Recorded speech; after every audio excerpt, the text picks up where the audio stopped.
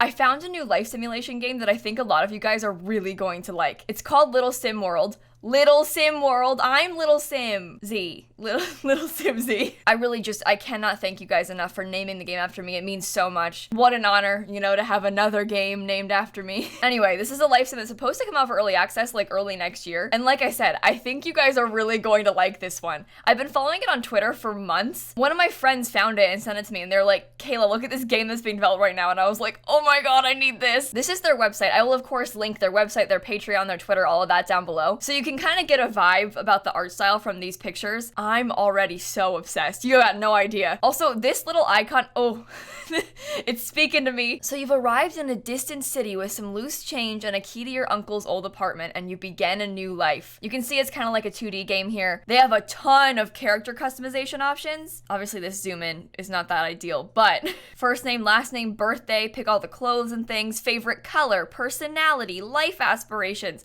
preferred diet, favorite food, fears, weather, talent.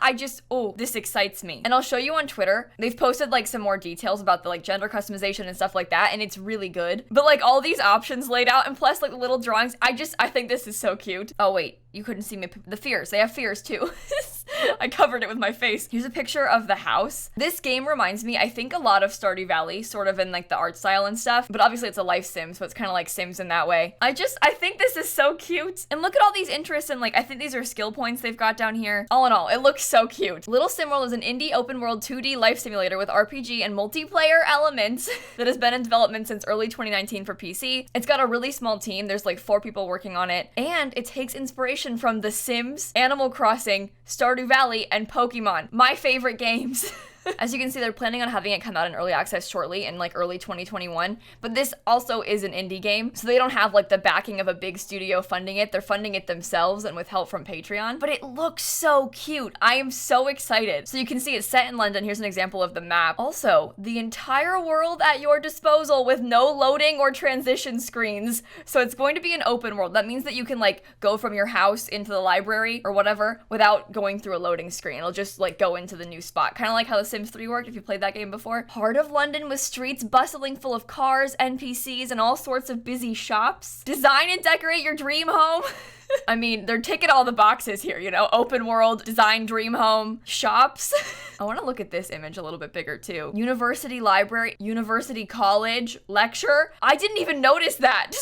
College, museum, bookshop. There's a wine store up here above my head. Hospital, pear shop, Apple store maybe, bank, warehouse, hairdressers, parks, gyms, like grocery, furniture, coffee shop, burgers, Donald's, and Trimark clothing.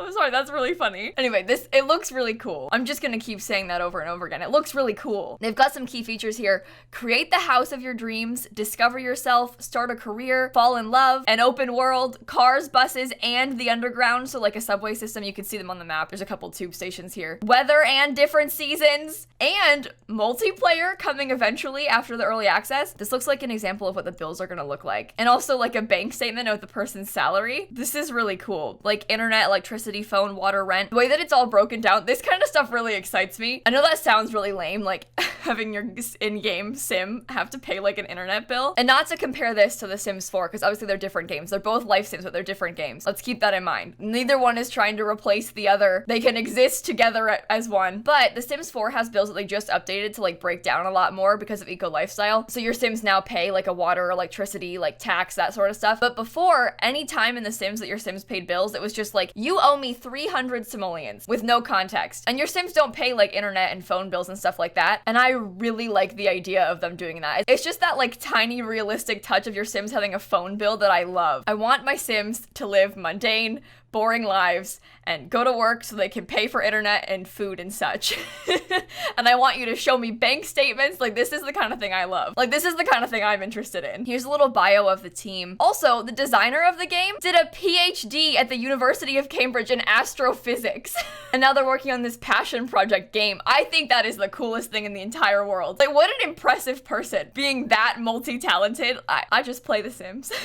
But of course, it is a really small team, so just keep that in mind when we're talking about indie games. This is why I say that this game is not trying to replace The Sims. I think that a lot of simmers that hear about like new life sim games are like, haha, The Sims 4 is over, party. The Sims sucks. I'm a full-time Little Sim World player, which you can totally feel like, I don't care. But let's not like put the world on the shoulders of these 4 poor people who are trying to work on this passion project, because this game has amazing potential, but I hate for us to set our expectations so high and then get mad when it comes out and it like is an indie game. And it absolutely is going to be great and amazing, and I'm so excited for it, but I just want us to be reasonable, okay?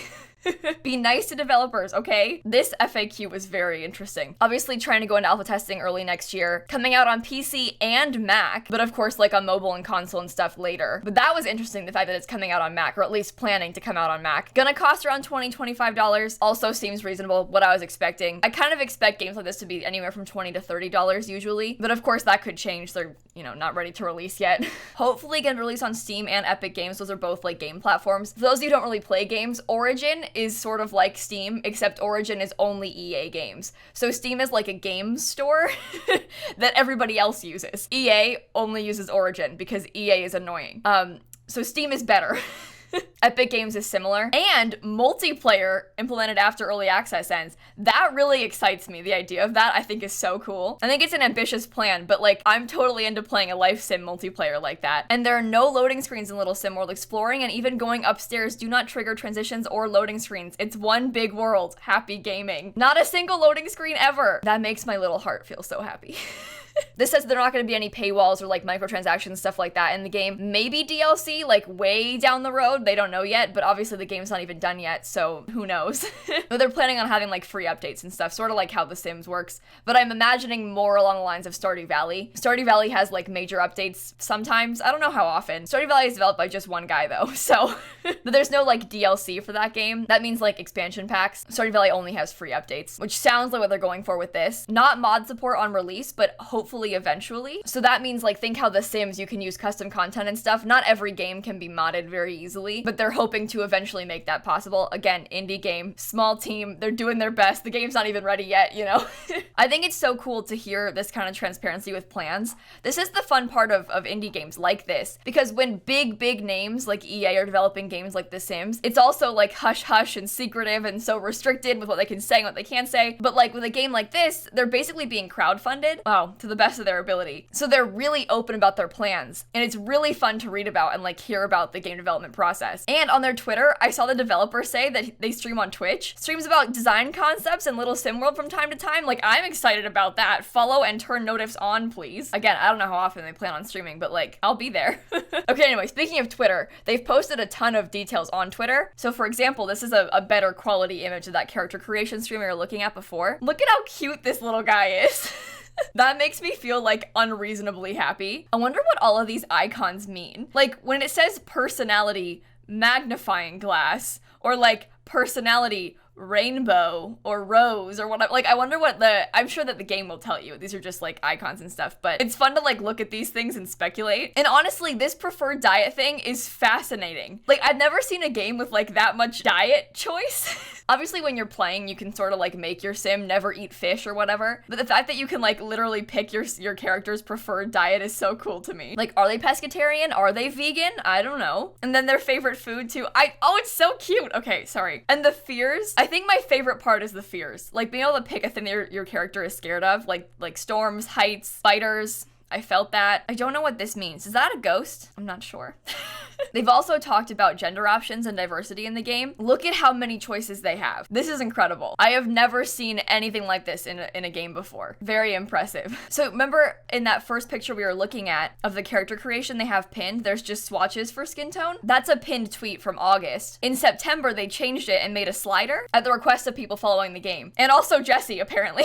Wait, look, here's the gym. Oh my god. Look how the streets look. I love the art style of this game. I think it's so cute. Now, obviously, I don't know how this works, but I really hope that you have to pay to get in. I know that sounds ridiculous, but the way that there's like this desk and like the little gate thingy here, that leads me to believe that you have to pay to enter the gym, and I want to pay to enter the gym. Charge me admission, please. Make me buy a museum ticket. Make me buy a gym pass or whatever. I love the idea of that. It says that your characters can work out here or at a home gym, obviously, but I love the idea of having a real gym like this. Here's an example of build mode. Heavily work in progress, by the way. It says down there, subject to improvement. Again, this is like super early design for them, so these things could all change, but I think it's so cool to even just see it like when it's a work in progress. Like, I would love to see early concepts of The Sims 4. If they could show us like early design concepts of the build mode in Sims 4, it would be like fascinating to see how it's changed. But I like this. I'm sure this game won't have like the most advanced, incredible build mode. Obviously, it's like this 2D sort of game, so like we're not gonna have the most wild and wacky build options, but that isn't necessarily the whole purpose of it, you know? But it looks like there are quite a few options, and for that I am excited. The pub! Here's the pub work in progress. Oh, this is cute. I like the bathroom. The way they have the little bit of graffiti and stuff and like the outdoor seating. Oh, I want to come here. Remember leaving the house? Yeah, I don't either. It's been so long. So here are some portraits of the current like suitors that your Sims could possibly get with. Also mentions that dating is not gender locked. I mean, obviously in 2020, I certainly hope it's not, but that just means that you can date anybody you want. Do I keep calling your playable character a Sim? I shouldn't do that. You know what I mean. Your character. Oh, here's some UI. Okay. John, detective. Wait, oh, look at this little guy. He's so cute. I like can't get over it. Look at how small he is. Do you know what? I know the scaling is kind of weird in this right now. I don't know if that's on purpose or not, but I hope that it stays. The idea of you being like this big and like the counters being taller than you, that makes me feel happy. I'm not sure that everybody's gonna like that, but I like that. I want to be this tiny. Look, he's smaller than the counter. Oh, okay. I quite enjoy that a lot. That's really good. I like how simple and clean the UI is too. I think it's really nice. It is pleasing to my eyes. Like, look at these icons and like, for some reason this needs panel, it like speaks to me. I really like how simple it is. Shop UI. Oh, everything's got prices. So here's the old one and here's the new one. I love the little icons. This is so cute. Who knew that like grocery shopping would be this appealing to me? We don't really have that in The Sims 4 right now, so again, not to compare, but like that's my main game at the moment, so it's fun to see like what other life sims are talking about. Oh, this tweet says new player interest added. Can you guess what they all are? It's a good question. What do these icons mean? Comedy or like singing or something? Gym stuff, fitness skill. Don't know about this. Logic, probably. Cooking, painting, games, gardening, music, handiness. No clue. What is that? Oh, that's a fishing rod. Sorry, I got it now. Fishing, that's a fishing rod. I don't know what this one is. Like bartending, probably. Oh, this is so cool. And it looks like they've got like skill points, I guess. I wonder what that means. Shops are closed at night, so your only choices are takeaways or vending machines. So here's one of the vending machines. That's so cool. I love the art style of this game. It's so good. Concept art. Oh. This is concept art for the snacks and vending machines. Look how cute they are. Cars that you can recolor and upgrade. Oh, look at these kitchen set options. Oh, I really like that. That's cool. I find myself feeling very drawn to these at the top. I just like the idea of some like old stuff, you know? It's fun to like make houses that are designed in that way. Maybe not fun to play in, but it's fun to make. Anyway, that's a lot of like early concept that I showed you from like June. But as you can see, I am very excited about this. They also have a Discord that I assume you can go in for like support and questions, and a Patreon. Oh, I have it open twice now. I just subscribed to their Patreon, but they post a ton of like updates and things on their Patreon for people that are supporting the game. So you can get like extra information that way. And again, this is an indie game. They're relying on crowdfunding and like their own money to support this. And I would really, really like to see it succeed. I am so excited about this game. I know you can probably tell from me talking about it so like, can you believe the snacks? You show me snacks and I'm sold apparently. But it looks really cute and I have a lot of respect for these people that are trying to make this happen. So I will of course link their Patreon and their Twitter and their website, all that down below. I'm really, really excited to see where this goes. And more importantly, I'm excited to play it. Hopefully it can come out for early access next year. And more importantly, I'm excited to play it. So what do you guys think? Let me know in the comments down below. I know I just like information dumped at you and I basically just read their whole social media to you, so I didn't really give you anything you couldn't find on your own. But all in all, this looks like a really good game. But all in all, it looks like a really good game and I'm very excited. So let me know in the comments down below. What do you guys think? Are you excited about this game too? I know I kind of just like information dumped at you. I basically just read their socials to you and you could have done that on your own. So for that, I'm sorry. But follow them on Twitter. You can get your own updates from now on, you know? Anyway, I will stop fangirling about this game now, and I will let you all go. Thanks again for watching. Like I said, links in the description box. Please check them out. And on that note, I will see you all tomorrow. Bye, everybody. Follow them, but also follow me. I am so close to 1 million subs. Subscribe to me on YouTube, okay? Please, please, please. Sorry, I won't beg. That's embarrassing to beg. I'm sorry.